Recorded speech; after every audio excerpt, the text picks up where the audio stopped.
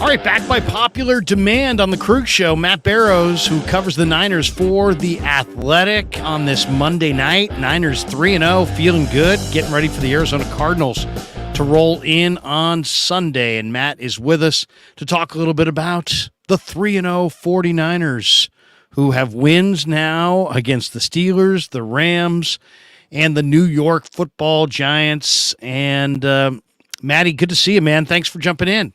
Appreciate you. Well, thank you for having me, Larry. Well, you know, you're a very popular guest. People want to hear from you, and I'm not surprised at all by that because you know your stuff. You're all over the team. You were down there today in Santa Clara. And as were you. Yes, I was. Hustling, trying to get some good stuff done. We're the hardcore guys every day. That's right. Well, you know, and today was actually kind of a cool day because there really weren't a lot of people there. I mean, were you surprised how few media people went to the Monday media session?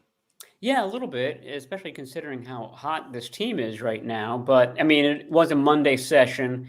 That's definitely not part of the usual routine. So I think that probably explains a lot of it. And nothing of a practice, wasn't a real practice at all. But it was interesting to see who was out there. Given, you know, who was missing from that Giants game. And Brandon Ayuk was out there, but Deebo Samuel wasn't. And Juwan Jennings wasn't as well. And I was wondering that. I thought for sure that without Ayuk on Thursday, we were going to see a lot of Juwan Jennings. Juwan Jennings would start. Juwan Jennings would play, 80% of the snaps. And it wasn't. And I was wondering whether, is he 100% in that game? And I think the answer is no, although we don't know what the issue is. And it doesn't seem like it's a big deal. But I don't think that he was 100%. Certainly, Brandon Ayuk was not 100%. He wasn't even playing on Thursday. So that wide receiver group is a little bit beaten up right now. Yeah, and there's no question about it. And, you know, it's week 3 of the season and the injuries are starting to mount a little bit. And it's just, you know, look around the league. I mean, there's just nobody's really 100%. And now it's a matter of, you know, this football thing, it's truly a war of attrition, isn't it? I mean, it's just like it's what's so hard about predicting these NFL games is you really don't know who's playing, who's not. Who's 100%, who's gutting it out. And all you know is by the time you get to middle of the year, there's an old saying, you know, everybody's hurt. Tell me when you're injured. But, you know, you just have a lot of banged up players, even, you know, at this point. We're only not even a month into the regular season, but there's just an awful lot of injured players. Everybody's walking around with some form of an injury.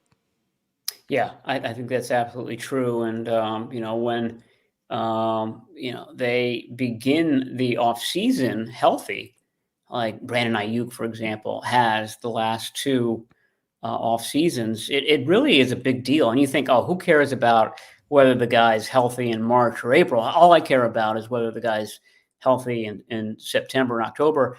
I mean, it really kind of dates back to when these guys are fully healthy. Did they have a full off season? It can be a big deal, especially early in their careers, I think. So, you know, if you can manage a April through September healthy streak, which is rare, it usually means that you're going to have a pretty special season. As a young Matt Barrows, did you ever watch the TV show The Beverly Hillbillies? It was a little before my time, and for some reason, my mom didn't think that was appropriate for us to watch. So I knew that it existed, but I don't think I've ever watched an episode from start to finish. Well, I bring it up because in the beginning of that, they showed that the Beverly Hillbillies were hillbillies that struck oil, and then because they struck oil, they moved to Beverly Hills. And that was kind of the premise for the show. And I bring it up because I haven't heard struck oil in a while until Julian Edelman, the former Patriots wide receiver, went on Colin Cowherd's show. And this is what he said about Brock Purdy. He says, you have to be, when he was asked, his take on Purdy, he was probably asked if he was impressed. He says, you have to be. They struck oil with the late round pick, Mr. Irrelevant. When you watch Brock Purdy play, he processes the game. You never see him double pump or on something, double clutch. He knows where he's going with the ball, and that's a testament to Kyle Shanahan knowing what he likes as a play caller, what makes Brock comfortable, and also Brock going out and executing. Like, I went out and watched these guys in preseason, and I was a little concerned with his arm strength because he just had the UCL. He was barely getting it out there. And what does Kyle Shanahan do? He gives him plays and throws that he knows he can make. And right now, because of the talent they have, he doesn't have to play outside of his game. He just has to deliver the football. So, did the Niners strike oil with Brock Purdy? And I guess maybe the bigger question with this comment is, do you think that Kyle is kind of coaching around, a quarterback that he really likes and that really processes, but doesn't have, he makes it sound like he maybe doesn't even have requisite arm strength? Well, first of all, if you're going to do a strike oil analogy, what about There Will Be Blood? That's a little bit more recent than the Beverly Hillbillies. That's true. I definitely saw that with Daniel Day-Lewis. Some fantastic scenes in that movie. Well, the answer is yes. They did strike oil with him.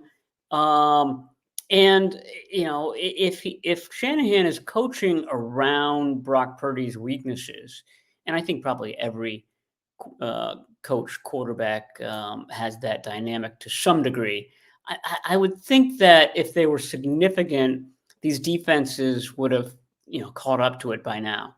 That Wink Martindale, for example, would have figured out something that really flummoxed Brock Purdy, and he did. I think early on, Purdy was definitely off his game. He was inaccurate, throwing behind receivers. I mean, we all saw the plays where George Kittle and Deebo Samuel had to break up throw. I think there were 3 of those really on that opening drive. But beyond that, it was good. And, he won deep a couple of times. There's a question about whether the back shoulder throw to Deebo was meant to be a back shoulder throw, or whether that throw should be properly thrown into the, far corner of the end zone.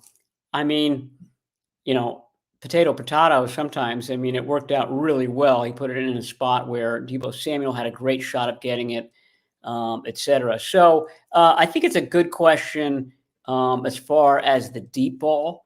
I mean, it's entirely possible that Brock Purdy's gotten away with some of those this year. Some that are deep shoulder throws maybe weren't meant to be, or back shoulder throws maybe weren't meant to be back shoulder throws. But he did well at that last year. I mean, that's sort of like the first thing a defensive coordinator is going to attack with a young, unproven quarterback. They're going to make you beat them over the top. They're going to stuff that box, shut down the run, shut down the easy passes, and make the passes difficult. And that's something that Purdy did time and again, right off the bat, really, against Miami and certainly against the Buccaneers, those first 2 prominent games for him. So I guess the question is whether with his strange offseason that deep ball is back to where he wants it to be at this point. And really, it's hard to say what the answer is. Didn't look great against the Rams. He did strike against the Giants the other night, but it's quite possible that some of those throws were not exactly what he intended them to be.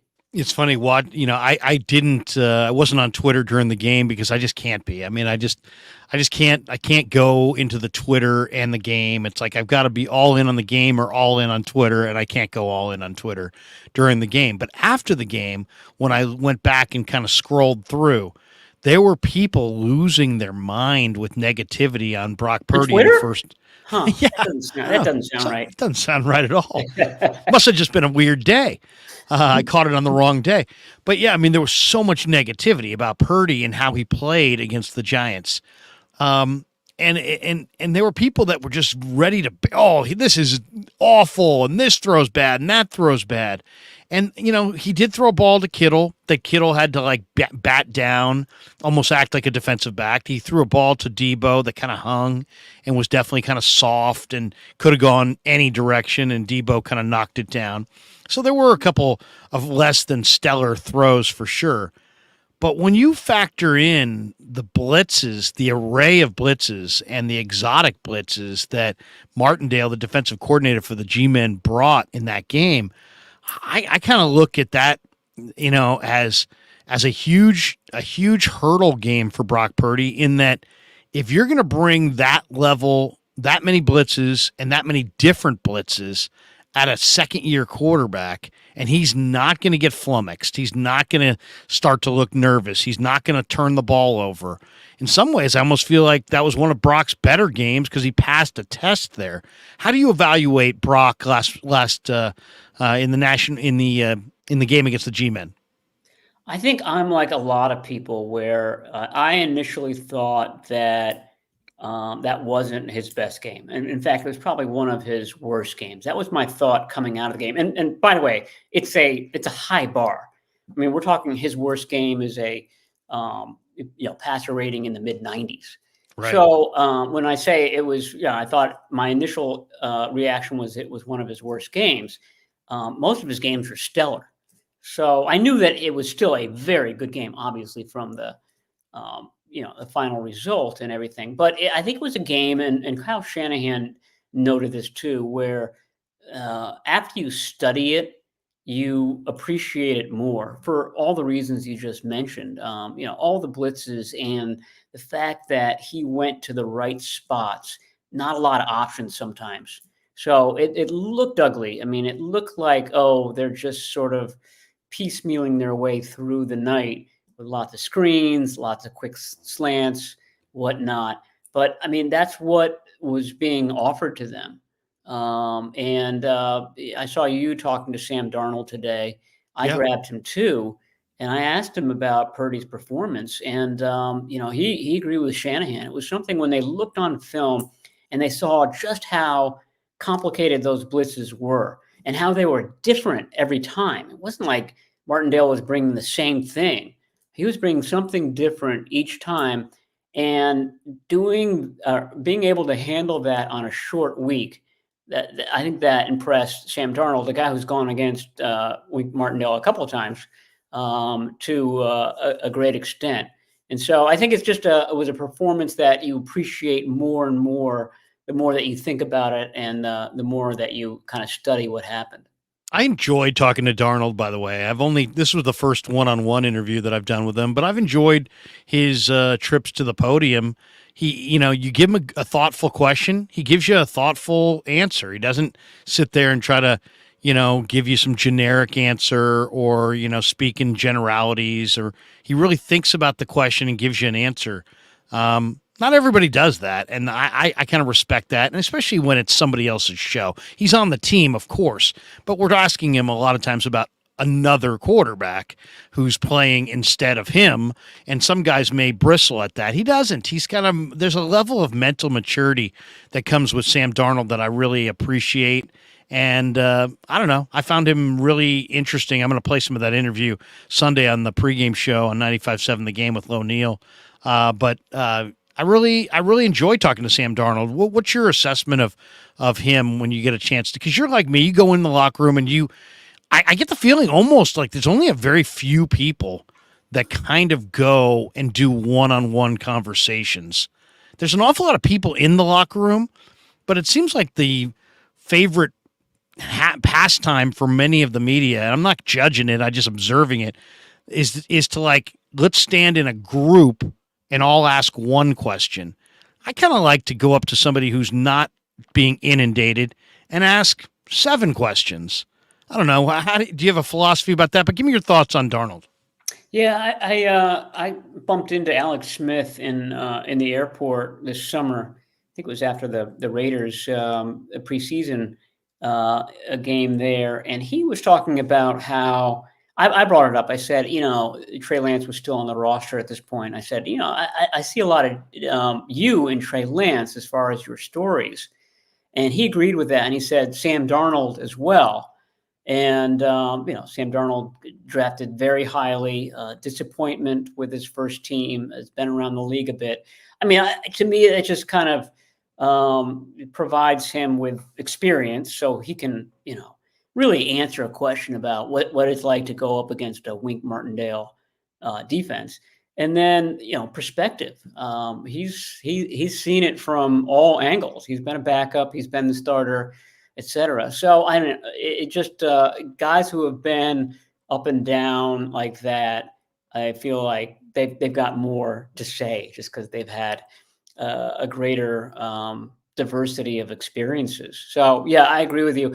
To me, he's been a lot better one-on-one than he's been up on the podium, and that might be a backup quarterback thing where it is somebody else's show. You don't want to say too much.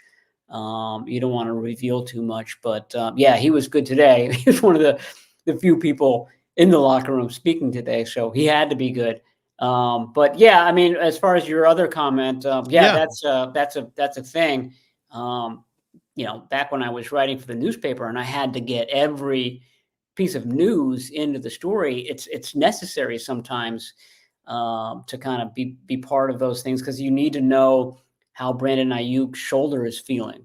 Was he able to catch the ball today? But in this day and age where it's more sort of specialized stuff, you don't have to be as general. You don't have to have that big notebook that's got, items. You can be more selective about who you talk to. Brandon Ayuk, well, why don't we go there since you mentioned him? He did practice today. Do you expect him to play against the Cardinals? I mean, it seems like this is a game where they could probably keep him out and beat the Cardinals.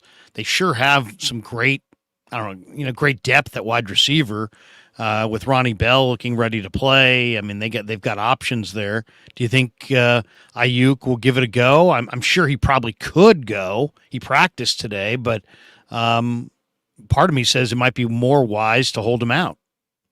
Yeah, they certainly have the means to do that. I think you will. I mean, that was Kyle Shanahan's take after the game that if the Giants game had been on a Sunday, he probably would have been okay to play. So I imagine he will, and I imagine Deebo Samuel will as well. His ribs were sore, and he didn't practice today, but I would think that by Sunday, both guys might be back out there.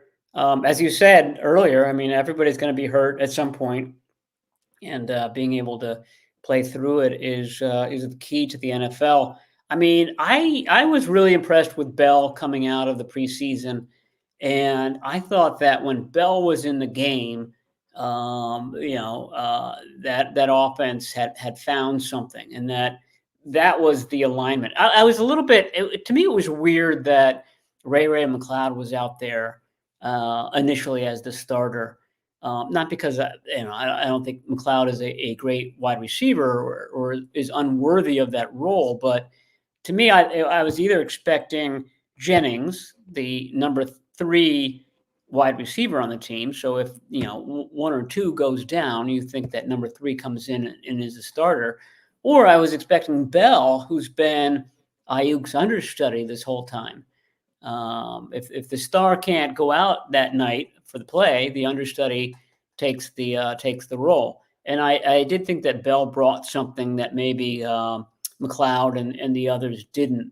So yeah, I would love to see him play kind of a full complement of snaps and see what he can do. Yeah, there's a purity to Ronnie Bell's game as far as ball skills, hands, route running, refinement that is far greater than your typical rookie receiver for sure. Maddie, do you have a primary concern? Somebody asked me the other day, like, what's your big concern about the Niners?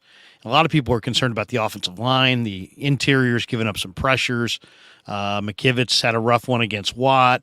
You could say Burford's had a kind of a slow start to his year. A lot of people point to the offensive line. I'm a little bit more concerned about the defensive end depth and the corner depth on that side of the ball. What, if you were saying primary concern, what's yours? Yeah, I mean, you look at the positions, and they were never deep at cornerback. and they've already got a couple of injuries there. Womack's on IR, and Ambry Thomas is dealing with a knee. Charvarius Ward didn't practice today. I don't know what he's dealing with. It's been a heel for him in the past, so I don't know whether that's still bothering him. But my point being, at any of these spots, you're always just one or two injuries away from it being a calamity. And I just feel like cornerback and offensive tackle are probably the two thinnest positions on the team. One that, boy, if one of those starters goes down, I think the 49ers are in trouble. And that explains why they brought in Anthony Brown, somebody who's got experience. They signed Anthony Brown and then released him on the same day that the Cowboys had their Saw that. massive cornerback injury. And so I thought for sure that the 49ers timing was just sort of rotten on this, that the Cowboys would snap up Anthony Brown and just kind of reinsert him into that defense. But it didn't happen that way. Brown's now on the 49ers active roster. I think you can say that the Cowboys were kind of missing something in Arizona on Sunday. So I think that was a big deal. But yeah, those two positions, are huge. I think that the interior line is going to get better and better as the year goes on. I think we already saw that with Spencer Burford struggling in the first two games, and I think he had a much better game. wasn't clean by any means against the Giants, but I think it was noticeably better. And in fact, they were running to the right side a lot more against the Giants than they did the first 2 weeks, and Burford had some key blocks on some of those long runs. Maddie, Jed York gave Kyle Shanahan and John Lynch contract extensions. Some people that commented on it when I commented on Twitter were like, "Hey, there's no doubt that Eddie D would have made them win a Super Bowl first before offering those contract extensions." And then I was asked about it today on the radio. I think Jed has always loved this duo and believes in them, trusts them. Have you found out any details on these extensions behind the scenes? I mean, do we have any idea how long? I would imagine they're probably linked up, so they're probably at the same time frame. Maybe not. And what do you think of Jed giving these extensions before they reach their ultimate goal? Yeah, I mean, Greg Papa was asking me all these questions earlier on the radio, and I just don't know the answer. I tried to find out the duration on Friday, and nobody would say. They were very guarded about that. They put multi-year into the press package, and they did that for a reason. I'm not exactly sure.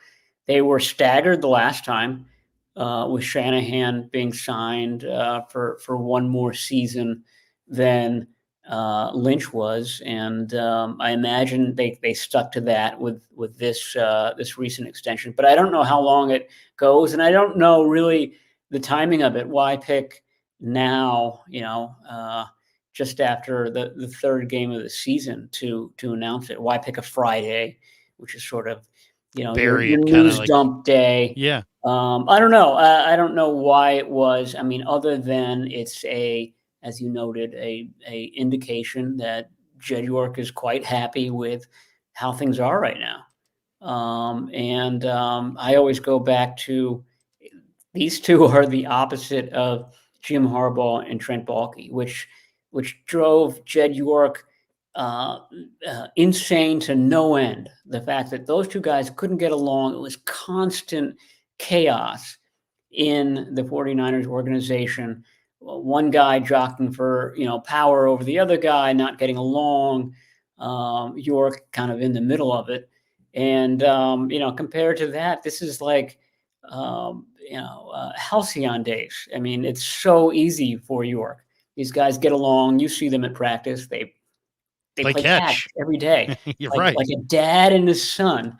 They're just that two guys out playing ball. I mean, it's so kind of Leave It to Beaver 1950s idyllic that that's what strikes me about why York wants to kind of express his gratitude for what he's got via these extensions. I've heard rumors that Shanahan makes 13 million a year. That sounds like a lot, but then Bill Belichick's making 20 a year. So maybe it's actually kind of a bargain deal. But I've always believed in Shanahan. I wasn't sure about Lynch because he had no prior experience, but I think Lynch is the guy who has proven to me that he's not just capable, that he's a top tier general manager. That their rosters on an annual basis is loaded, and I think they're doing free agency better than everybody else from the standpoint of. And Dave Lombardi wrote about this in the Athletic. I think maybe in the summertime, or I should say in the off season in the spring. Just that, John is going for top tier free agents. And so because he's bringing in Mooney Ward and Hargrave, you don't have that, locker room discontent with the new guy making a ton of money.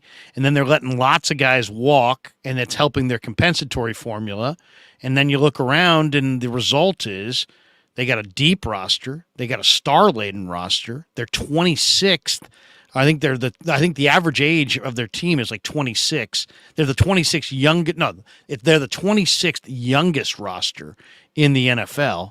So they have youth and depth and stars and lots of comp picks, and I think it's working. I think it's borderline brilliant on the part of Lynch and Peters to kind of go about free agency the way they have. Are you more impressed by Shanahan and the job that he's done, or more impressed by Lynch and how he's grown into the job? Well, I mean, the whole point is that it's been symbiotic. So the answer is both. You know, what jumps out to me, and we all comment on this from time to time, is that they're getting great mileage out of their later round picks. I Right. mean, look at the guys we were just talking about: Ronnie Bell, Juwan Jennings. Those are seventh rounders, pair of seventh rounders. Drake Greenlaw is a fifth round. I mean, everybody knows the list by now, but what that allows you to do is have a bunch of stars that you're paying huge amounts, and then you have the rest of this roster just making tiny amounts, including the starting quarterback. I mean, it's the arrangement is unlike any other roster in the NFL, which invariably has the QB. Even some of these teams with rookies right now, those are all early round picks who are starting for these teams in Carolina, in Texas, in Houston. Brock Purdy's making under $1 million, which for you and me money, that's a ton. For the NFL, it's nothing, and for quarterbacks, it's a joke. So I mean, it's just a very strange way that they've gone about building this roster, but having a seventh rounder who plays like he's been in the league for 9 years allows you to do that. Brock's not making a lot of money, but it's funny how things work. I asked Alfredo Gutierrez today in the locker room. I'm like, "You and Nick Sakel and Purdy all still living together?" And he's like, "No, man. Those guys went uptown making bigger money. I'm living on a different place. I couldn't afford the kind of scratch they're paying for their pad." So But Purdy and Zakel are still roommates. right, yeah. I mean, it's kind of funny that the Purdy's like the toast of the town, but he's still got to get a roommate to be able to afford living in the Bay Area. Yeah, exactly. Who's the bigger offensive guru after watching Mike McDaniel's Dolphins score 70 this weekend? Is it Kyle is the genius and McDaniel's the protege, or was McDaniel the genius and Kyle was benefiting from his genius and is somehow surviving without him? I mean, who would you say is the bigger offensive guru between that two? I got that question today in a mailbag, and it reminded me. I don't know whether you watch JT O'Sullivan's channel, but Yeah. he always kind of dissects the quarterbacks, and he does just a super job of it. You just kind of trust what he's saying.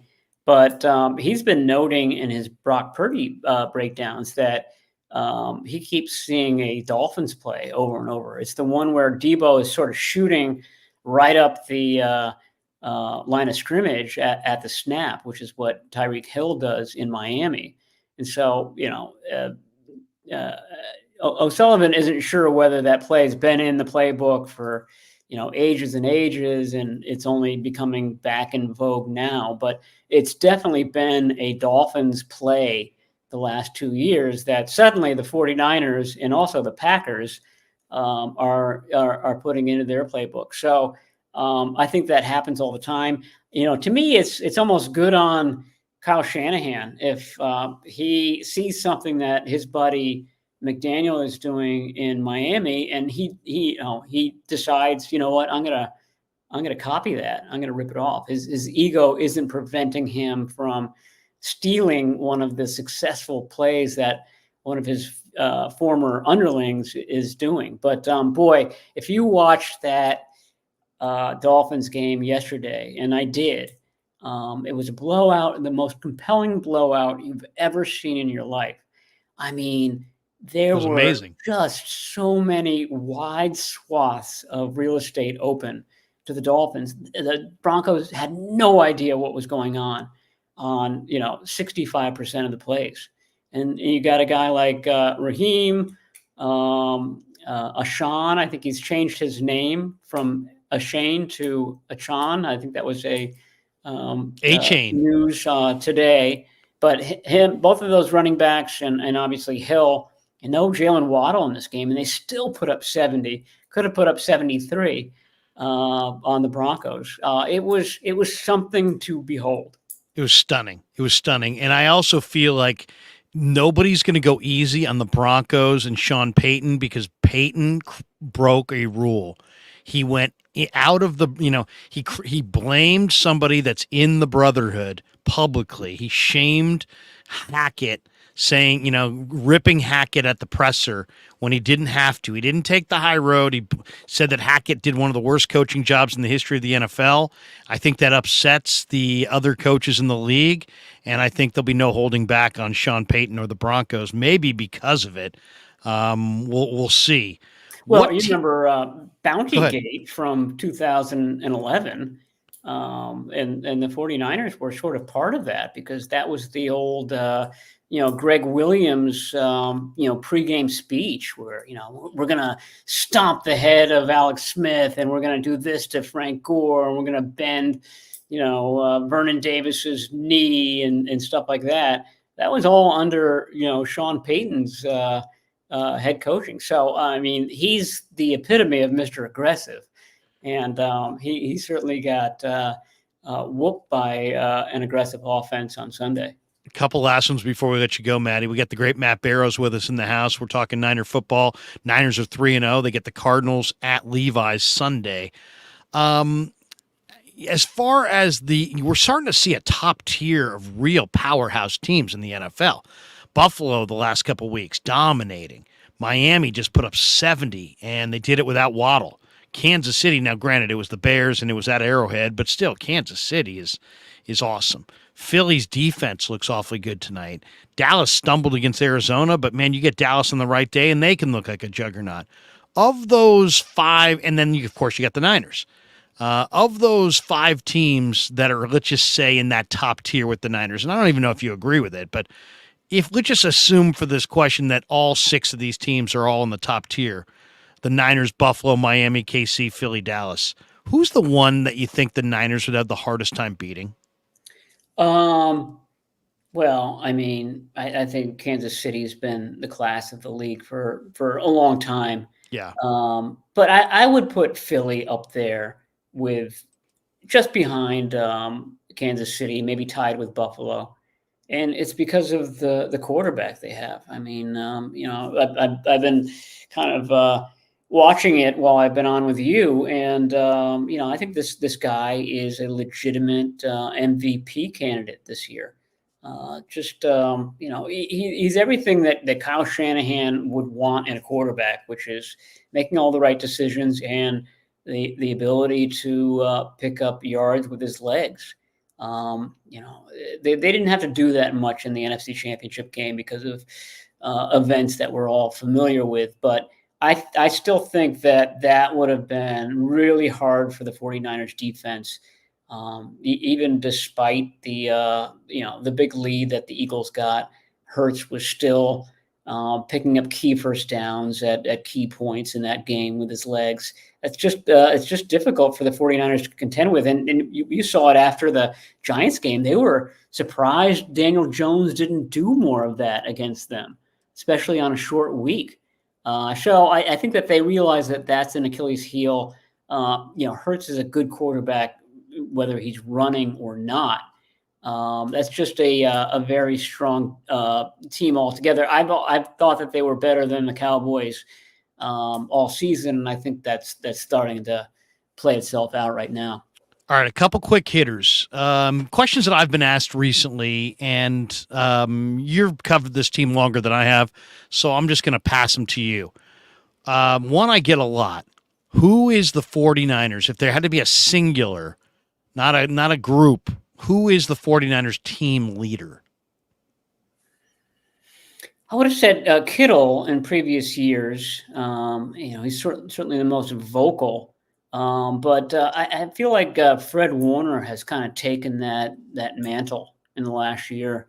I did that story from the locker room last year. And, the guy who's doing the pregame speeches, sometimes you look at that and it's just noise. There's always a guy like that on every team. Fred Warner does that. That's his role. But he's doing that all the time. He did it at practice today. He's constant. The Monday nothing practice. Who cares about this practice, right? I mean, they call it a bonus practice. But there was Fred Warner rallying everybody. He's doing it at halftime. He's doing it before the game. He's doing it after the game. He does not shut off. He is their motor. He's the engine that really makes that locker room run right now. And I can't. You would think that somebody would have an off day at some point, and he doesn't seem to have one. He's always there. Doesn't miss a practice, including all of training camp. It's impressive to me, just his the fact that he's kind of perpetual. He's perpetual Fred. He never shuts off. Yeah. Best interview on the Niners. Who's the best interview? I mean, you walk into the room, you can have one-on-one with anybody in the entire team, offense, defense, special teams. And there's some good talkers, even of non-stars. But who, if you said, hey, you know what? Corey comes up to you and says, Matt, you've been covering this team a while. You can have anybody you want today, one-on-one for an interview. Who do you want? Outside of Purdy, of course, because he's the quarterback and it will get you all kinds of hits. Well, I mean, I would pick Christian McCaffrey only because Really? but not because for the reason that you just put out there. To me, he's just he's been a superstar all of his life, including going back to high school. I feel, and his dad was an NFL player. I feel like he puts on a good mask. He knows how to kind of get in and out of interviews without ever really kind of going deep. I feel like there's got to be some Christian McCaffrey stories that have yet to be written. And I've been finding it hard to sort of tap into that. So he's the guy that I would want to spend like a half hour with, just to kind of go real deep with him. Wow, I didn't think you were going to say that. No, well, I mean, for just kind of shooting the breeze, maybe not. I think I would pick Trent Williams or Kittle. Nick Bosa has been good, just as far as just being interesting with whatever he says. Fred Warner is good. So it's a good locker room to be in. I probably pick Trent Williams out of the entire group just because he's been around so much. He's seen it all. And he had an interesting night on Thursday, too. Yeah. Most underrated. Well, as far as best interview for me, I like Drake Jackson. I think he's fun, but I just like his personality. How about most underrated 49er? Who's the most underrated Niner? Well, Jackson could fall into that category just as far as, a guy who's been surprising this year. I'm going to go with Tashawn Gibson. It's a good one. Underrated 49er. I mean, nobody is going out and buying a number 31 jersey this year. Let him in tackles Thursday night. Yeah, exactly. I mean, he's what you want back there, which is a smart veteran who's seen it all. And he's paired with a very young guy and Talanoa Hufanga. And I think Hufanga is basically a kind of a younger version of him, a latter day Gibson. That's why they click so well. Hufanga is just such a student. Obviously, he's been learning from Troy Polamalu all these years. And I think Gibson sort of kind of fits into that same Jedi, apprentice role that Hufanga has found so valuable in his own life. I'm going to go with one that you would never guess. I'm going with George Odom as the most underrated 49er. He is a dominating special teamer. This guy has gotten 2 All-Pro nods. One last year was a second team, but one first team All-Pro, one second team All-Pro. He's a very, very good special teamer. Very good. And that was an under the radar pickup, and it was just, there's a lot to like there. I think George Odom is a very underrated player. So underrated that most people would be like, "Who's George Odom?" Number 30. He was wearing a hoodie the other night. How does he get away with wearing a hoodie underneath his uniform? Yeah. Did you see that? The white hood was. I did. Yeah. I mean, they're so critical of everything, and you can't wear the wrong color socks. How's he not getting fined for wearing a hoodie? Seriously, what's next? He's gonna wear a dinner jacket over that. Yeah. Okay, 2 last ones here. Here are my keys for beating. Getting out. Oh, you said we're getting out of here like about 20 minutes ago. I know. But I got one that I can't answer in the chat that I have to throw your way, and then I'm just got your key to the Cardinals. Here are my keys: stop Connor, dial up the rush on Dobbs, eliminate the Arizona explosives, defend those 2 tight ends, avoid Catrell Clark, and get Kaiser White blocked. Give me your key to beating the Cardinals on Sunday. Well, score more points. You can add that to your sure. list too. I would put the Connor thing first and foremost, and that's really, it's kind of interesting that no team has really hammered the run against the 49ers. I mean, Josh Jacobs last year in Las Vegas comes to mind. But, most teams, even the ones that start out running well against them abandon it at some point. And usually because they've fallen behind. So, that's 2 ways. A, you stop Connor, and then B, your offense scores enough points where, Connor is no longer a big part of the game plan. But yeah, that would be that was the ticket for them beating the Cowboys. I mean, the Cowboys seem to be trailing by 3 or 6 points the whole game. So Connor never really had to diverge from their game plan.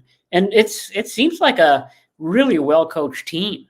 And they really exploded when they won it for their new head coach, Jonathan Gannon. So that tells me that they've been doing it the right way there. And they've been stealing 49ers players left and right. That's right. Manning, Keith Ismail, and Quantrez Knight are now members of the Cardinals. So they're taking a very kind of long view approach, and they seem to have the right core and the right ideas going on right now in Arizona.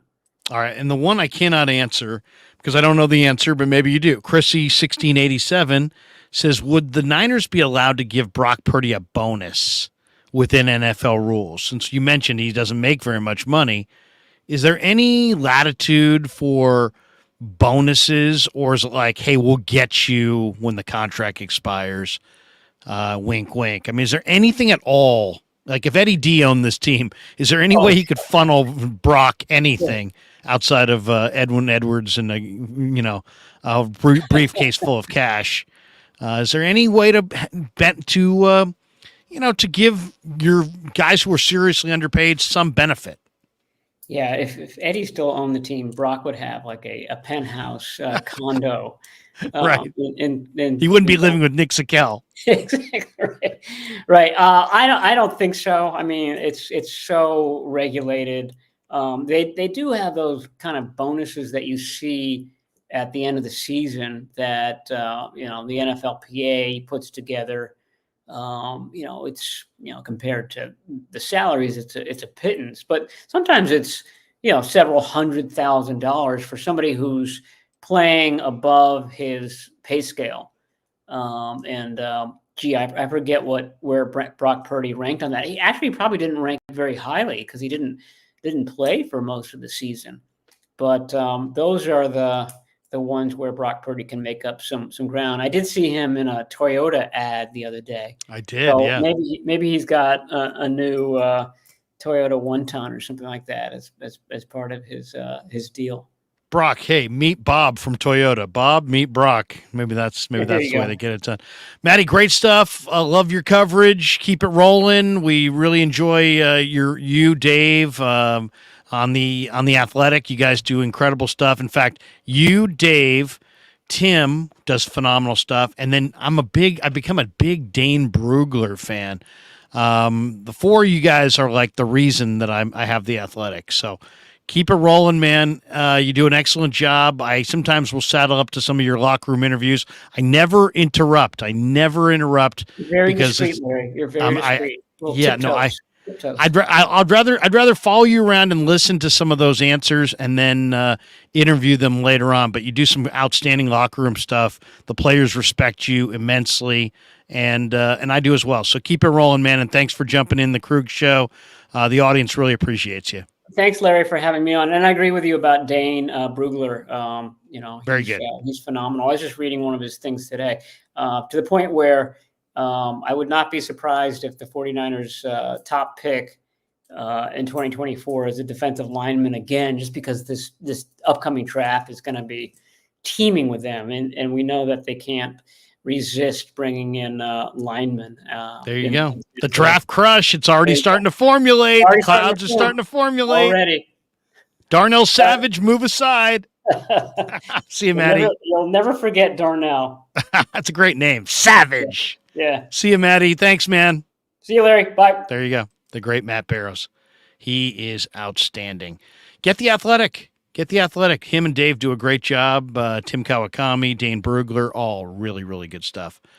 All right, let's do a quick mention, and then I'm going to hit the chat. Mojo Fantasy. Mojo Fantasy is our sponsor of the Krueg Show, brought to you by Mojo Fantasy. Mojo Fantasy has introduced a whole new way to play fantasy football this season. It works by entering into contests and building a portfolio of players. That's right. The props you pick act like stocks. You can buy and sell player stock live all game long. That's it. You make picks, you make moves, and you make money. And this week I'm entering into a contest with, and that's tonight, Tutu Atwell over 56.5 receiving yards, A.J. Brown of the Eagles over 71.5 receiving yards, Mike Evans of Tampa over 56.5 receiving yards, Kenneth Gainwell of the Eagles over 36.5 rush yards, and Puka Nacua over 70.5 receiving yards. Check the link in the description and make sure to use the promo code Krueg, Krueg, and get up to $100 matched on your first deposit. Once again, Mojo Fantasy, a proud sponsor of the Krueg Show. All right, we're also brought to you by New York Style Italian Sausage. The best Italian sausage in the Bay Area is New York Style Italian Sausage. It is fantastic. They're a proud sponsor of the Krueg Show. And we're looking forward to doing a deal in the postgame where we're going to go New York Style Sausage Player of the Game starting on Sunday. Look for that. We're also brought to you by Marin Autoglass, marinautoglass.com, 415-883-3030. And, of course, the title sponsor of the Krueg Show is Pig and a Pickle, the best barbecue in all of Northern California. Check them out. They've got two locations, Emeryville and Corte Madera. They're open 7 days a week in both spots from 11 a.m. until 8 p.m. or until they run out. And they do run out. Pig and a Pickle, the best barbecue there is. Get the brisket chili, but it's all good. Go say hi to Damon and Mary and tell them that Larry Krueger sent you. All right, let's hit the chat here. We got a number of interesting chats in here that I want to bring to light. We've got this one from Elite Archer 23. He says 9:08 p.m. September 25th, 2023. I said this. If Brock Purdy wins multiple Super Bowls and he becomes the greatest Niner quarterback ever, save my message. Greatest Niner quarterback ever? There's this guy named Steve Young who's going to have something to say about that. There's this other guy, Joe Montana, who probably has a little something to say about that. There's a Hall of Fame guy named John Brody who might say, wait, what? But I hear you. I was asked, where would I rank Brock Purdy? And I did a video on this. You can check it out on the Krueg Show on YouTube. I have Brock Purdy as the 8th best quarterback in the NFL. Now, how do you come up with rankings? Like, how exactly would you rank these guys? You say better. Who's better? What defines better? And it was interesting because the program director at 95.7 The Game, the great Matt Nahigian, put out that he thinks Brock Purdy's the 8th best quarterback. And I don't know if you saw my video or not. He had Patrick Mahomes, Josh Allen, Lamar Jackson, Jalen Hurts, Justin Herbert, and Joe Burrow, and Tua Tagovailoa as better than Purdy. So he's got Purdy 8th. I define better as if they announced that Brock Purdy was going to be traded for every quarterback in football. How many of those announcements would you celebrate? How many of those announcements would you not? And this is what I have as far as the best quarterbacks that I think are better than Brock Purdy. I got Mahomes, Josh Allen, Lamar Jackson, despite the fact Lamar's had a couple rough years, Jalen Hurts. I have Trevor Lawrence in there. But after watching Trevor Lawrence over the weekend against the Houston Texans, I might have to rethink that. But Trevor Lawrence is a blue chipper. I mean, he's 6'6", he's got a gun, he's fast. I think, Trevor Lawrence is a great prospect. The one that's difficult for me, and I have him on the list here, is Justin Herbert, because Herbert's basically 500. I mean, he doesn't win a lot of games, and he's got great receivers. He's got a great individual talent on defense, but that head coach, Brandon Staley, I think is one of the worst coaches in football, and Joe Burrow. So I have Burrow, Herbert, Trevor Lawrence, Jalen Hurts, Lamar Jackson, Josh Allen, Patrick Mahomes. Those are the guys that if they traded Brock Purdy tomorrow to get, I would be celebrating, okay? But there's a lot of good quarterbacks, sometimes future Hall of Famers that, people would say, like, Aaron Rodgers, Krueg, is way better than Brock Purdy. Okay, fine. But Aaron Rodgers is 39. He makes $37 million. And he's coming off an Achilles now, and he can't play. So if tomorrow they announce that they traded Brock Purdy for Aaron Rodgers, would you be happy by that? I wouldn't be. I'd definitely not be. Matthew Stafford's interesting. Matthew Stafford is 35, though, and makes $40 million. So you got to factor in age, and you have to factor in, salary. So I wouldn't feel good about trading Purdy for Stafford, even though Stafford is got a better arm, bigger arm. He's won a Super Bowl. He probably has a couple years left. Russell Wilson's won a Super Bowl, but he makes $49 million. He's 34. I wouldn't want to see the Niners trade Brock Purdy for Russell Wilson at this point. Kirk Cousins, I think, is a good NFL quarterback, but he makes $35 million, and he's 35 years old. The one that's complicated is Deshaun Watson. He's only 28, but he makes $46 million.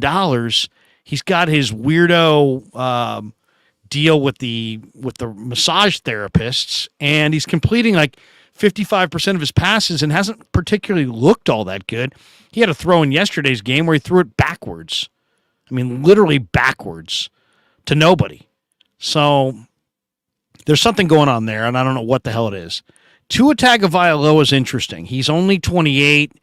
He's playing well. He only makes $7.5 million. He's had a lot of injuries. He's had major hip surgery.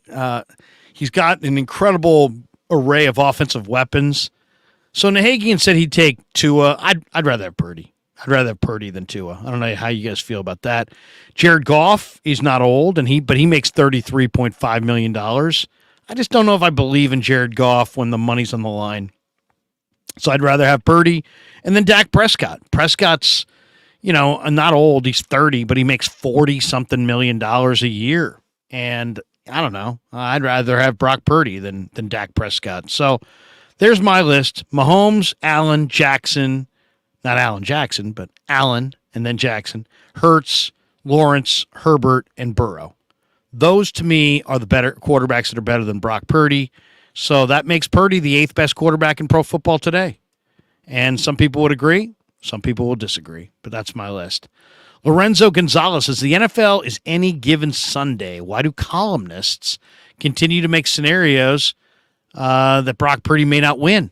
Why can't he be a diamond that we found and maybe our future quarterback? I think people are just hedging because they don't want to seem like they believe in Brock Purdy, but I kind of agree with that. Dazzo187 says, or Dazza0187 says, while the 49ers have hit big on later rounds, they struggle with the early round picks. Is there any talk of Shanahan not making early picks? If they do that, it's going to be done behind closed doors and we're never going to find out. I'm pretty confident in that. If they decide, you know what, Kyle's just going to coach and he's not going to make picks, that just means that they're going to go independent of him and he's going to pretend like nothing's changed and they're going to pretend like nothing's changed. But, after a while, when you look at Beathard and Jalen Hurts and Joe Williams and maybe Trey Lance and others, and the one thing we don't know is we don't know who picked who or who wanted who. Was Jalen Hurd Kyle's guy or not? Was Trey Lance Kyle's guy or not? Was Joe Williams Kyle's guy or not? Was Dante Pettis Kyle's guy or not? And I guess the honest answer to those questions would probably change the whole narrative around Kyle as a coach, or as a personnel evaluator. But you know what? I'll just say this. I've known a lot of great coaches and I've known a lot of great personnel guys. It's a distinctly different skill set. So, it's just, there's a lot of different ways to look at it. But I mean, just because you can coach an offense to score 30 points a game and you've got an offense that works and you can devise plays to isolate a linebacker in space against an athlete and you've got a run pass fusion game that is second to none and you're a phenomenal coordinator, doesn't mean that you can look at two guys that are 6'4", 280 and say that guy's a star and that guy's a waiver wire guy. So to me it's different skill sets. And how many guys have both? I mean, Bill Walsh drafted James Owens. According to the talk, Bill Walsh wanted Steve Dills out of Stanford, and Tony Rossano was the one who pushed for Joe Montana. If that's true, I mean, Bill Walsh took Keith DeLong in the first round. It wasn't like Bill Walsh didn't make any mistakes. Bill Walsh helped the 49ers later in a later edition, and the 49ers didn't necessarily pick great quarterbacks. Bill Walsh himself picked Terry Donahue to be the replacement general manager. How did that work out? So, some of these guys have reputations that are deserved and earned. Sometimes, we just kind of think of guys as great and they really were just good. Bill Walsh had the eye for talent enough to recognize Jerry Rice. But I'll be honest, I was 14 years old. I watched the Blue-Gray game on Christmas Day as a 14-year-old, and I thought Jerry Rice was the second coming of God. To the point where when the Niners drafted Jerry Rice, I remember my dad, this is when the draft was on a Monday morning. My dad calls down as he's getting ready for work on a Monday morning. He's like, the 49ers just drafted. I can remember it like it was yesterday. I was 15. I'm sitting there getting ready to go to high school. I said, did they draft Jerry Rice? My dad comes downstairs. He's like, they did draft Jerry Rice. I said, oh, really? And this was not like back in the day. If your kid said that to you now, you'd be like, oh, you saw it on your phone, or you saw it on the Bleacher Report app, or somebody texted it or tweeted it. Back then, it was just like, my dad came downstairs and was like, they did draft Jerry Rice. How did you know that? He knew I wasn't listening to the radio. I said, that's like the only guy in the draft I knew was Jerry Rice because I watched that Blue-Gray game and he was dominant. And, the rest is history. Jerry became Jerry, and the Niners were very, very fortunate that they drafted Jerry Rice. Okay, a couple others in the chat. Jay Mills says, Larry, you should let Purdy move into your garage. Yeah. Hey, Brock, would you like to live in the garage? Yeah, Krug, I'd love to be there. Jay Mills says, or get bunk beds for him and Kevin. Good night, Kev. Good night, Brock. Hey, guys, turn the radio down. These days, be like, what? Radio? What's radio? M. Patel says, hey, Krug. Now, M. Patel with his gotchas. Hey, Krug, why isn't Spencer Wagee starting at right defensive end? LOL. Yeah, I thought Spencer Wagee was going to be really, really good. He couldn't keep his feet. I mean, that's the thing. If you can't keep your feet in the NFL, it's hard you can't make plays on the ground. And I love Spencer, great guy, but he just couldn't keep his feet. And there you go, Spencer Wagee. And then M. Patel comes back with this one. Hey, Krug, why didn't the 49ers trade Juwan Jennings? I will say this. My projection on Juwan Jennings being traded was simply about the fact that I think he's in his final year. He's a free agent at the end of the year. And I thought there was a very good chance they would move him because they had so many good wide receivers. They've actually kind of found a way to keep Juwan Jennings, but I do believe this is Juwan's final year with the Niners. They're not going to pay Jennings and Ayuk and Debo. But thank you, M. Patel, for sticking that in there. Daza0187. When saying he's eighth best, is Purdy being evaluated as a quarterback in the NFL or as a quarterback on the Niners? Well, I mean, you could say the same thing about every quarterback in the league. You can't evaluate them away from their team. You have to evaluate what you see on the team that they're playing on. So, yeah, part of it is that Brock Purdy is playing with, Kyle Shanahan as the play caller and some outstanding weapons and a killer defense. But, don't take anything away from Brock. He's playing at a really high level. Really high level.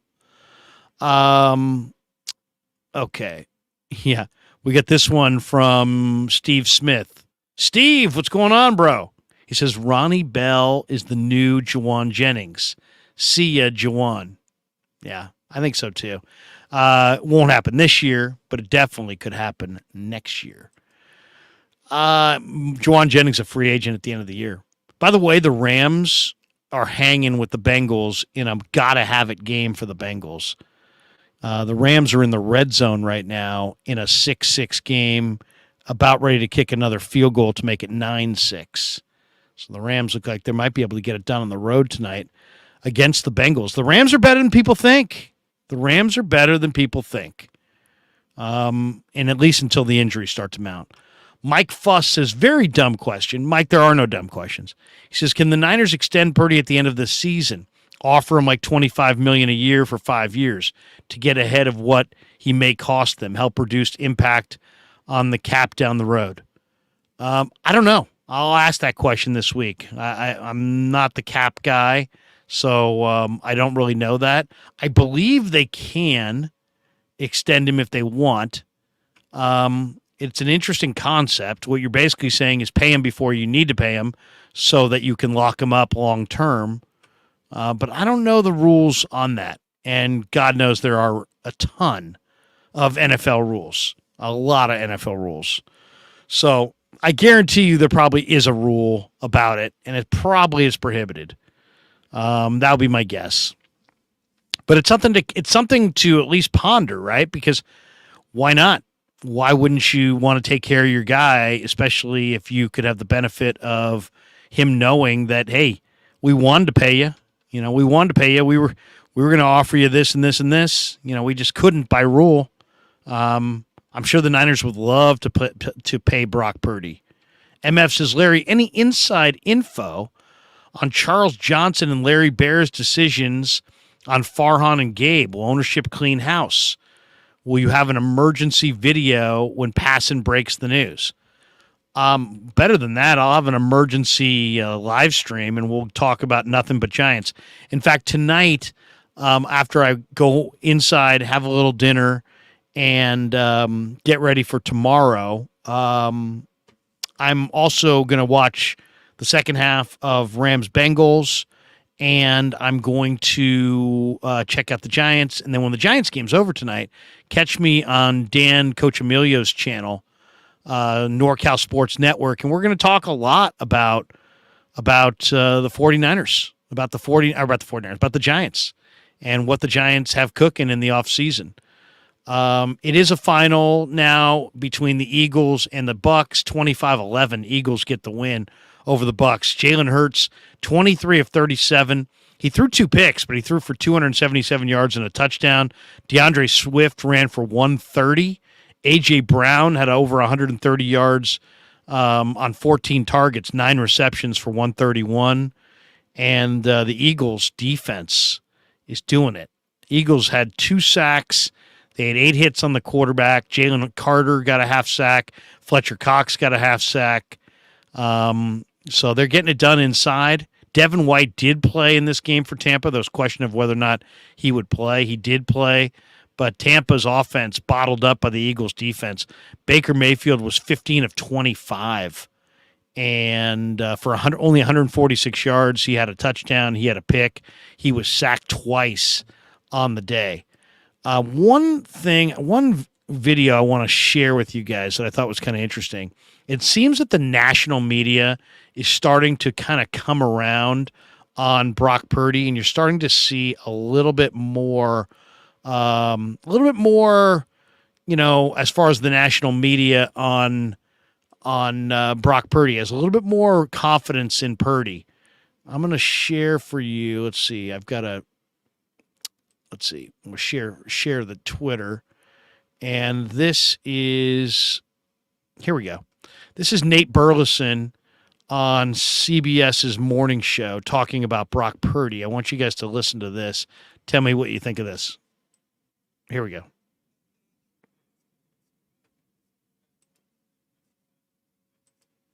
Garoppolo, Trey Lance.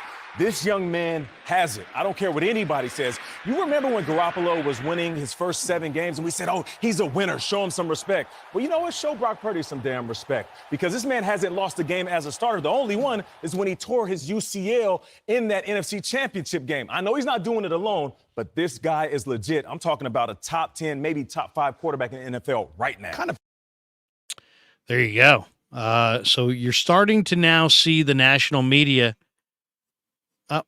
You're starting to see the national media kind of come into, realizing that, Brock Purdy is not just, nice little story. He's actually pretty damn good. And I said, I've got him 8th. I've got him as the 8th best quarterback in the NFL. Some people might think he's better than that. Other people may think he's not as good as that. But that's kind of where I have Brock Purdy. I think he's, there are a few better quarterbacks. There's a number of quarterbacks that aren't as good. That's kind of where I have him. I think Brock Purdy is the 8th best quarterback in the NFL. Val Ramos says Mike Florio was talking S on Brock Purdy. Oh, I know. I mean, Mike Florio should be embarrassed. I mean, I don't know if you guys caught any of Florio this weekend. But that is just that was the most embarrassing commentary. Here it is. I'm going to share the screen on this one too. This is ridiculous. I mean, listen to this. I mean, when you hear this, I mean, if you haven't heard this one yet, you're really going to be like, what? You got to be kidding me. This is Mike Florio with the dumbest take of all time. And here it is. Guy's quarterback. Here we go. He's with Peter King, and he's talking about Brock Purdy. I think when you think of a franchise quarterback, you think of Joe Montana, Dan Marino, right? Brock Purdy is just kind of a weird name. It doesn't sound like a franchise quarterback name. Purdy's a little too close to Turdy. I just think people have a hard time looking at that name and saying that's a franchise quarterback. I know when I first saw that name, That It's easily just, is the it's most whole ridiculous point persona. you've ever made. That's easily the most Good. ridiculous Good. point you've ever made. Yes. That's Yes. absurd. That's one of the silliest things I I've guarantee ever heard. I guarantee you I'm not the only person that's like, well, that's not a quarterback name when he first landed on the radar screen last year. I mean, what? What are you? How about this, Mike? How about Purdy rhymes with 30 like they only score 30 points a freaking game with Brock Purdy? Yeah, I mean, that was just embarrassing. And Peter King should have crapped all over him. Instead, he just kind of did it kind of in a PG way. But I mean, my goodness. I mean, that is just absolutely ridiculous. I mean, that was one of the most ridiculous takes I think I've ever heard, because his name sounds like what? And what does turdy even mean? Turdy? I mean, are we joking here? I mean, that was wild. That was absolutely wild that he would even say such a thing. It was beyond asinine. It was stupid. I don't even know what to say about that. I mean, it's like one of the dumbest comments I think I've ever heard. I mean, is there anything that anybody can point to that says, "Oh yeah, I see exactly what he means there"? I mean, what? Oh man. As far as that's one of the worst. I mean, it's so stupid. It's like you got to be kidding me, Mike Florio. Tell us you're joking. Please tell us you're joking. Otherwise, I gotta seriously wonder about you. I mean, tell me you're not the funniest guy and you tried to be funny. I have way more respect for that. I'm gonna share the screen one more time. Here's a tweet that I put out today on the Giants. I said, how can the San Francisco Giants ownership bring back Zaidi and Kepler duo in 2024? The Giants are 6th in revenue, 13th in payroll, 18th in record, and 17th in attendance. Farhan is not a deal maker, and his style of ball is being described as tedious. Kepler is the definition of a 500 manager, and I've heard the players can't stand him. Time for regime change. This tweet has gotten 259 likes and 82 comments. I will go read those comments a little bit later on. But, yeah, I mean, I don't even know. Yeah, I mean, seriously. By the way, JJ on the Florio thing, we're making fun of names now. I mean, that's just, I don't even want to get into it. I don't want to get into if and what, but you guys know, if that had been a different quarterback with a different name, Mike Florio would be out of work today. Because he can get away with it, I guess, because it's Brock Purdy.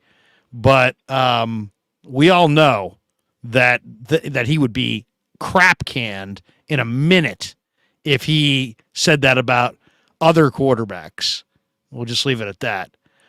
MF in the chat says, wow, Marty Lurie says Gabe Kepler should be fired. Marty Lurie is smart. All right.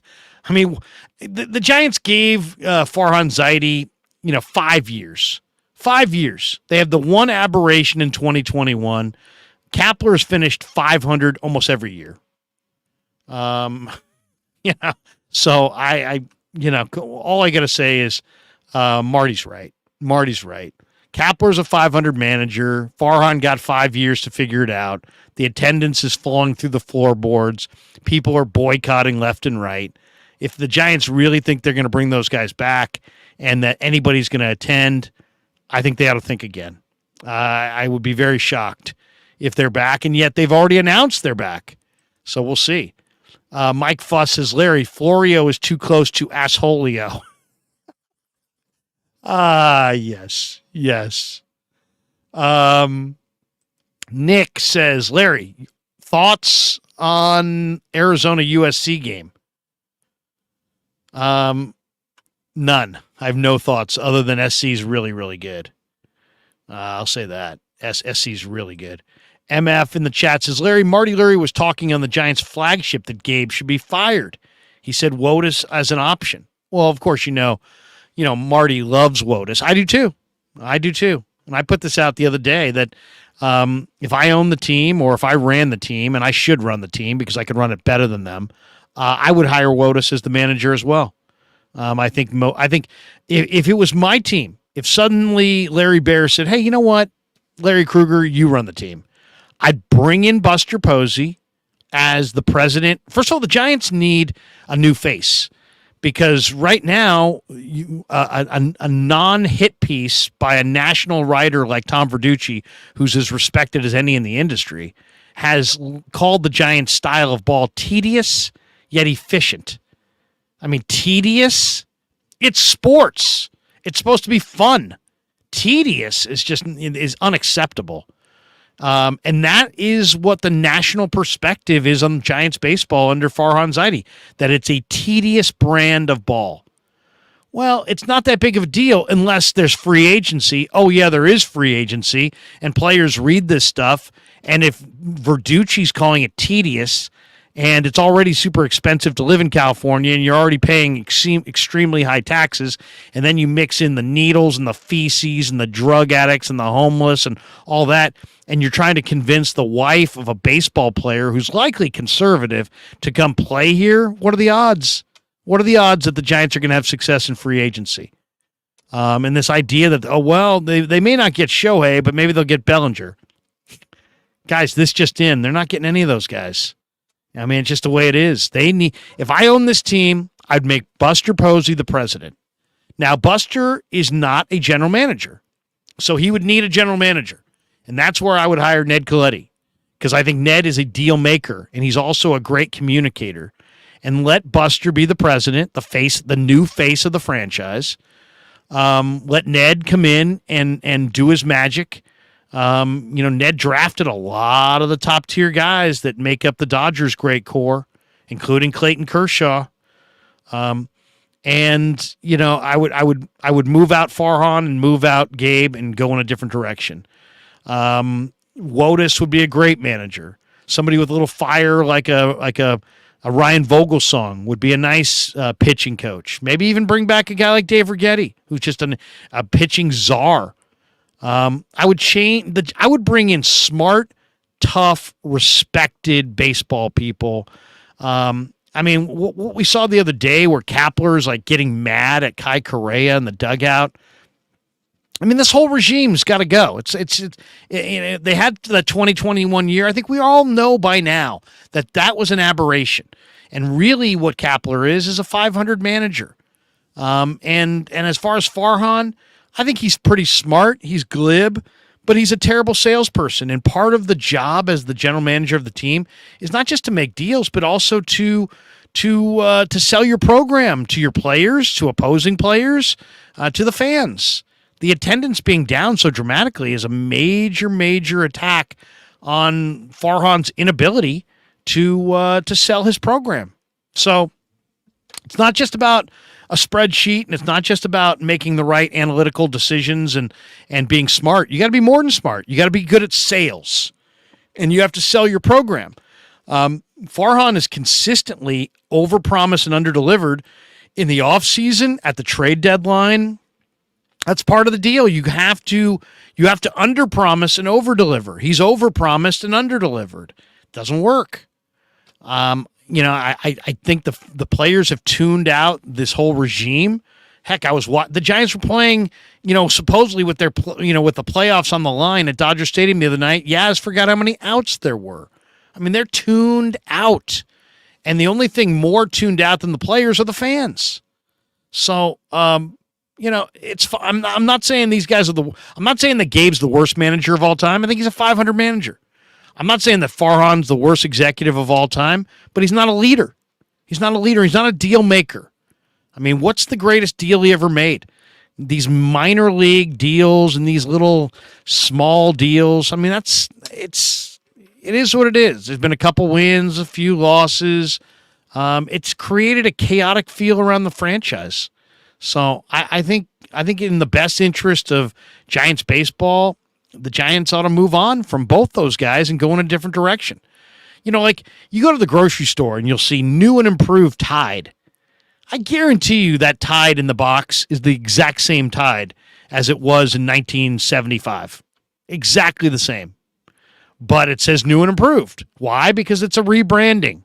And that's what the Giants need now more than ever. They need a rebranding. They need to be able to say to the rest of the free agents, to the agent community, and to MLB that we're a new deal. You got to check us out again. Yeah, you think you know what we are? No. That's what we used to be. Now we're a new deal. And the only way you can do that is if you show these guys the door. The fact that the Giants have already come out and announced that these guys are returning in 2024, I'm hoping that is kind of like dipping your toe in the water, because nobody wants to support that. There's no enthusiasm for Farhan and Gabe and going forward in 2024. And then think about things logically. How are you getting better between this year and next year? You're only getting better as if you either make some amazing trades, which Farhan has not shown the ability to make amazing trades, or you're going to go sign some free agents. But why would a free agent sign here when you've got Farhan and Gabe Kepler in a lame duck situation where they're done? They've got one more year in their deal, and they've been kind of failures outside of one aberration year. And so what, you're going to sign on? You're not going to, no free agent signs for a year. They're going to want 5-year deal. So why would you sign on if you're a free agent for a 5-year deal with the Giants when the manager and the general manager are in a lame duck situation, and if they don't turn things around immediately, they're not even going to be here in a year?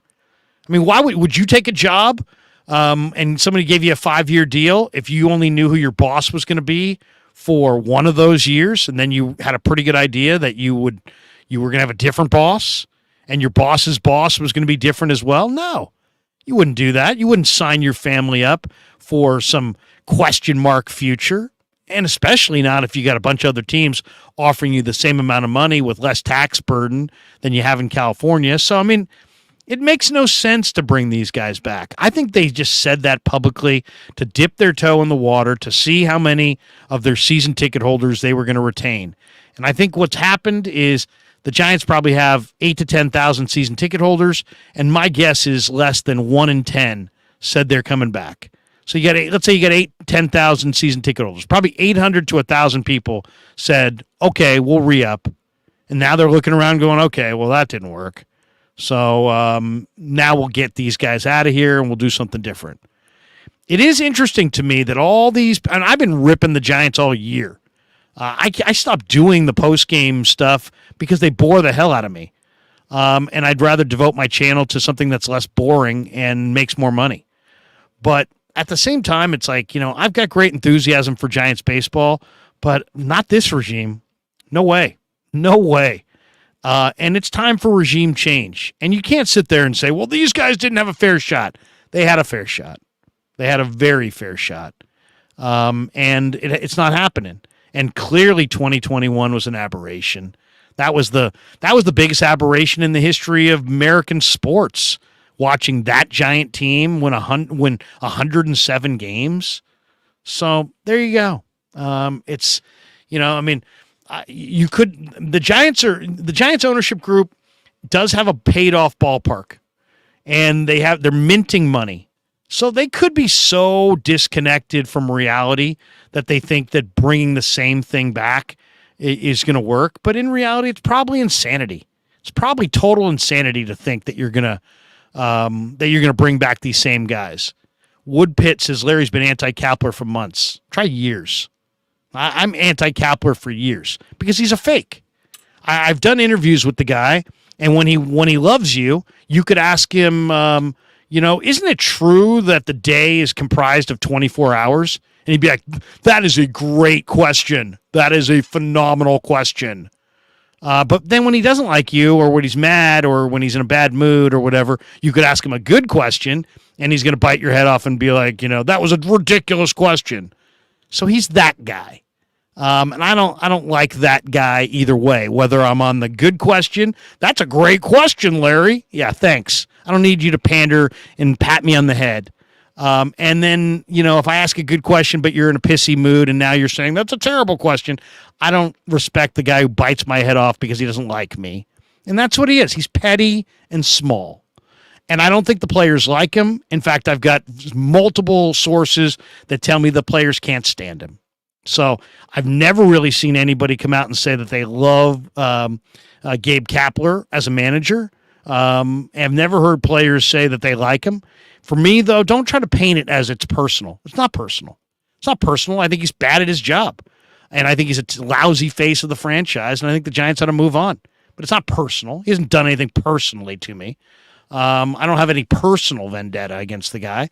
I just think he's a crappy manager. And I think he's a disingenuous human being. As far as Farhan, I think Farhan's glib and smart. But you got to be a leader. You're the general manager. You got to be a leader. People have to follow you. You can't be a leader if nobody follows you.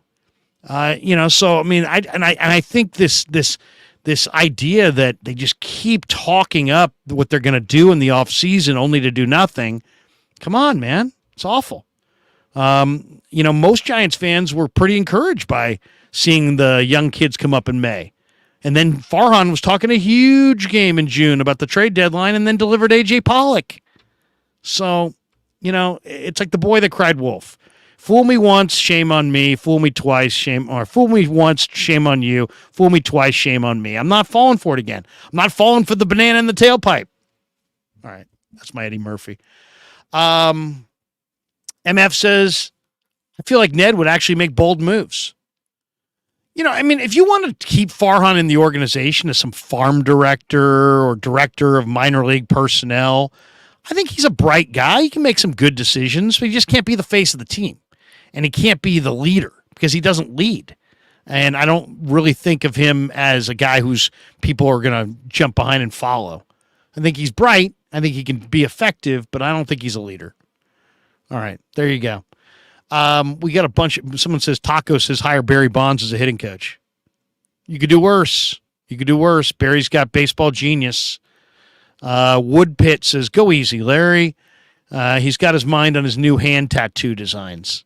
Great. Great.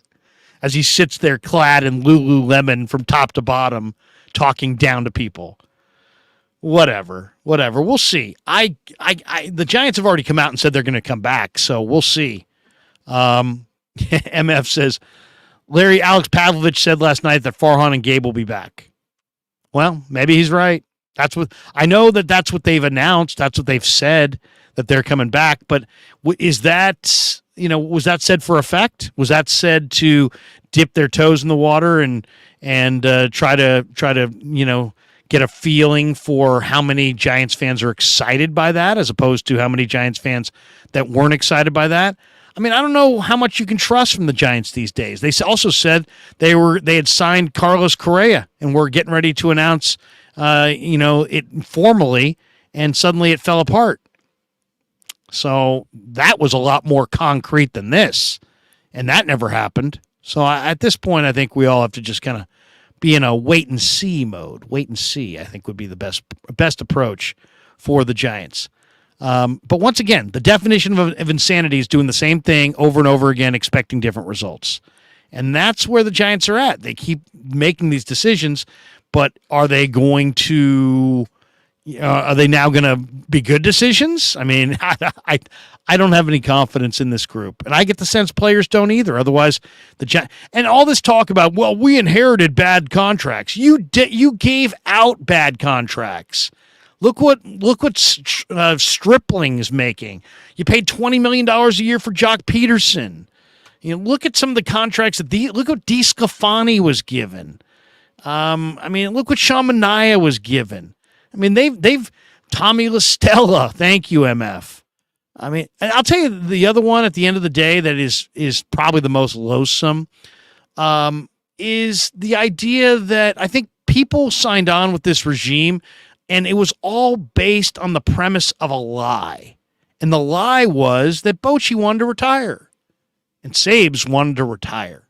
And yeah, those guys brought you 3 titles, but they wanted to retire. And then what? So we're blaming them for the fact that they didn't win at the end of their regime, but Texas sure looks pretty good with Boch. Sabes is working in the game right now with the Yankees front office. It was a lie. Those guys didn't want to retire. They were fired. If they had come out on day one and said, we're firing Sabes, we're firing Boch, and we're bringing in Kepler and Farhan, people would have rioted. But they said those guys retired, except that was a fucking lie. So here we are, a few years later. Those guys are back in the game. These guys can't find their way to the playoffs, even in a year where they keep adding playoff teams. Every year there's an extra playoff team. The Giants can't find their way to the playoffs. This year, Farhan and Gabe were talking about how they have more than enough money to win. They have a plenty good enough team to win. All right, you didn't win. Okay, so you told everybody that you had everything it took to win, and then you did not win. So now we got to hold you accountable. You can't say I've got everything I need to win and then not win. Farhan and Gabe told us, Kepler told us months ago that his lineup was outstanding, and that Kepler said at the beginning of the year that this was a better team than any Giant team he's ever had. All right, you're fucking wrong. Now you got to go. I mean, it's just simple as that. I mean, it's seriously. Are we in pretend life? Is this junior life or is this real life? In real life, there's consequences. You talk a big game, you don't deliver, you're out. You say you've got the best team that you've ever had and you lose, it's on you. You told us it was the best team you ever had, so you can't come back in September and say, I didn't have the horses. You told us it was the best team you ever had. So I'm not going to get exercised over. Taco says, Larry, thanks for the pessimistic rants. This is the type of talk show that people enjoy watching. Yeah, the truth is what people want to see. The truth. And not some spun version of Go Giants. And don't tell me I hate the Giants. I was born and raised in the Sunset District.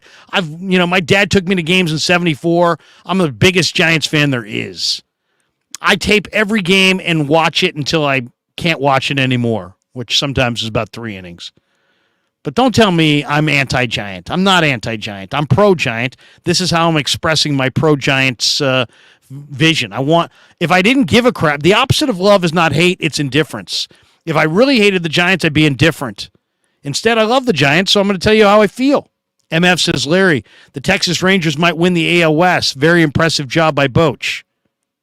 Yeah, except he was fired for Gabe Kepler, who I've never seen a Giant player say they like Gabe Kepler. And I actually have a couple people who've reached out to me in the last couple weeks and told me that the players can't stand Gabe Kepler. How about the other day when Gabe Kepler thought something had happened in the game and he went out there to question it, only to look like a fool, and then he got back in the dugout and he yelled at Kai Correa, and Kai's like, you could see Kai going, I didn't see it. It's like, Gabe, you're out there complaining, and now you're going to come back to the dugout and blame Kai Correa because you're not following the game. Go get a fork and a knife and go eat more in the dugout. People are like, what's wrong with eating in the dugout? It's unprofessional for baseball players, for baseball managers. I'm not talking about seeds or gum or chew. That's just chomping on something. When you take out a fork and a knife and you're in the dugout, it's time to go, man. It is time to go. And I know more than a couple executives who are like, dude, if you're eating in the dugout with a fork and a knife during the game, that crosses a line. So I didn't make it up. Ryan Max says, Giants haven't been good in years. My Dodgers on top since 2012. 9 out of 10 times they've won the NL West. I know, yeah. Not to mention, the trade deadline, he picks up A.J. Pollock, Farhan does, and the Giants sink like a stone ever since. MF says Giants went 5-30 on the road in the last 35 road games of the year, and they're bringing them back. I know. It's outrageous. It really is outrageous. But you know what? Sometimes when you have FU money like this ownership group has, the Giants own their own ballpark. They're rich. Their kids are rich. Their grandkids are rich. Their grandkids' kids are rich. Their grandkids' will be rich. When you're insulated by that level of wealth, and you're insulated by the great decision making of your predecessors, you can afford to be idiots and make stupid decisions.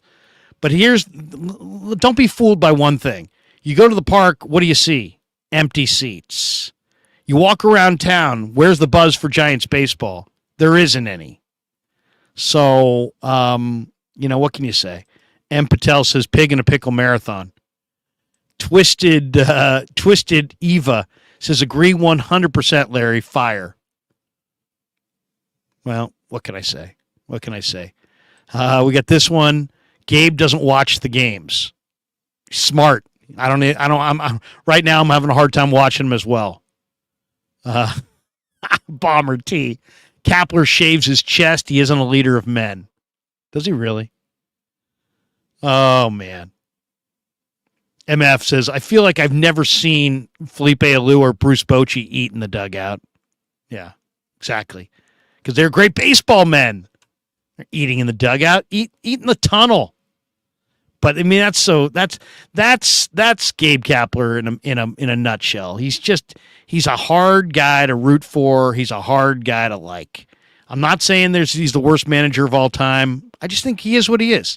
He's a 500 manager who had a lucky year in 2021. He's a 500 manager. Do you want a 500 team? You have top 5 revenue. Shouldn't the fans expect a little bit more? I mean, what are they building towards? And then this year, all these kids that were coming up, the fans loved, and then you kept farming them out. I mean, it's just like, come on, man. MF says, Larry, I never miss a Giants game. Larry, I never miss a Giants game, guy. I'd rather watch this than the game. LOL. Thank you. Yeah. We got this one. PMG.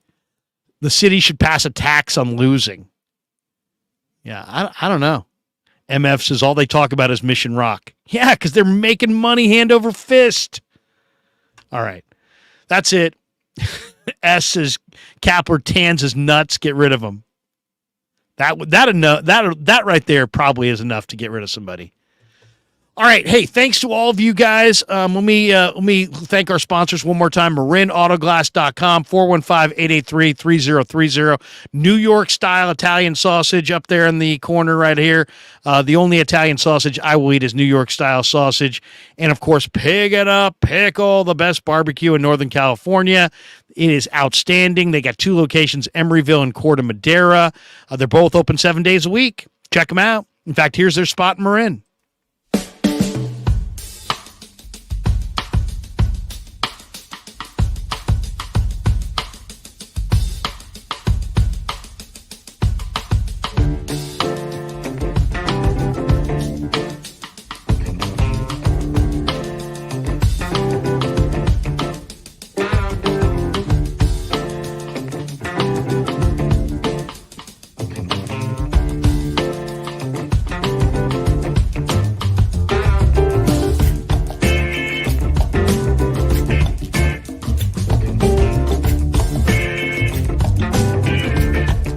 So New York style sausage was started over 70 years ago.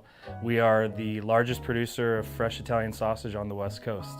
What makes our sausage in New York style is really the recipe came from back east, from New York, from Connecticut. If you look at all of our labels, there's maximum 4 or 5 ingredients, which we're really proud of. There's no preservatives, no MSG, fresh in, fresh out. The pork comes in fresh, goes out fresh. There's never any freezing throughout the process. We've always used fine quality cuts. We're never going to deter from that. It's one of the reasons why our sausage is so good. I guarantee you put our sausage up against anybody else's from a flavor standpoint, no one will beat it. Hands down. Hey, do yourself a favor and do me a favor. Go buy a package of the New York style Italian sausage. Guaranteed you will love it. Guaranteed. Hey everyone, it's Larry Krueger with Jurgens Distributing Company. For over a half century, Jurgens has been the cornerstone of excellence, trusted by Sacramento's finest restaurants, bars, and casinos. But now they're excited to announce that Jurgens' exceptional products will be coming directly to you. That's right. Check out their new website, Jurgens.com, Jurins.com. Jurgens has a vast catalog with everything you need to elevate your kitchen and craft, from premium cocktail mixes to top-notch kitchen essentials essentials that stand up to the rigors of a commercial kitchen. And here's the best part. When you shop at Jurins.com, you enjoy free nationwide shipping. That's right, free shipping.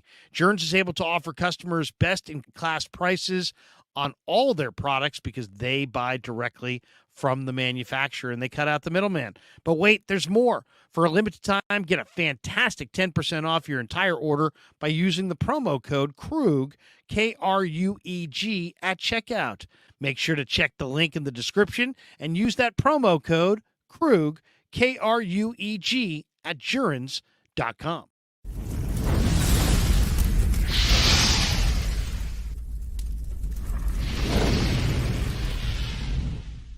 All right, coming down the home stretch on the Krueg Show. First of all, we are sitting at 23,838 subs, making a run at 24,000 here by the end of the week.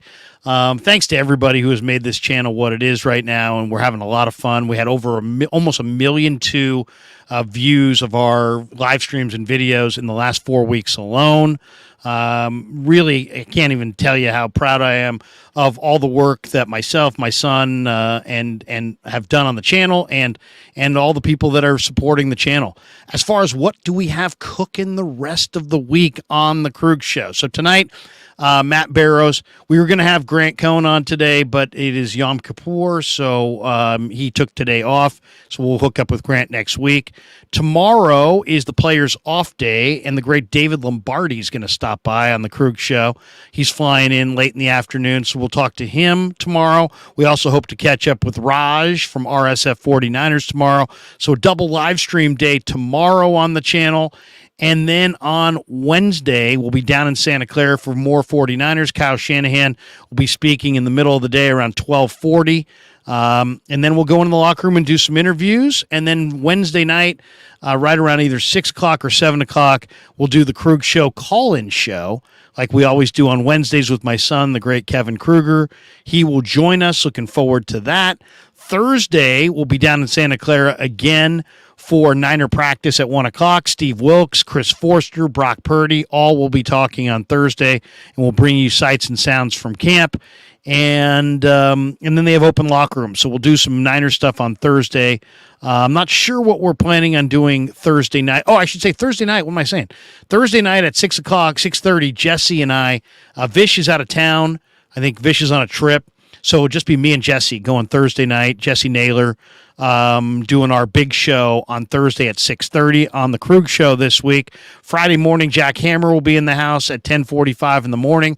We'll also do some interviews on Friday with some of the media people leading into Niners Cardinals. Saturday, the coach stops by at 9 a.m. We'll break it all down and look ahead to Niners Cardinals. And then Sunday morning, at 11 a.m., join me and the great Lorenzo Neal on 95.7 The Game for a pregame show at the Hilton in Santa Clara, right across from Levi Stadium. Stop by and say hello. They got the outdoor party there at the Hilton, and it's free. It's a lot of fun. Me and Lo Neal will chop it up talking Niners leading into the game at 11 a.m. So join us on 95.7 The Game on the radio, or if you're down at the game, stop by our broadcast. We'd love to see you down there. And then Sunday in the post game, we'll right around 5 o'clock. I'll go into the locker room when the game's over, do some interviews, and then we'll do our post game show with myself, with Kev, with JD, with Baller. Maybe Danny, maybe Rye. Damon's going to stop by after his show.